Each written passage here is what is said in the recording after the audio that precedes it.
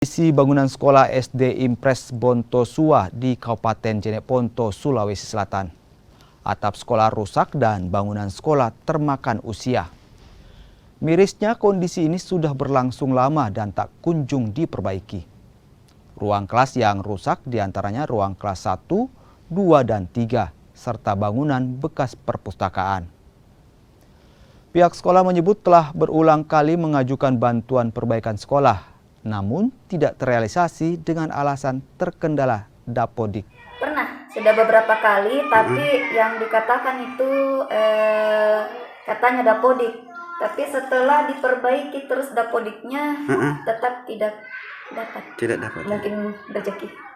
Ada empat. Di antaranya itu? Kelas 1, kelas 2, kelas 3 sama ini. Waktu kan ini jadi perpustakaan. Jadi proses belajar mengajar bagaimana, Bu?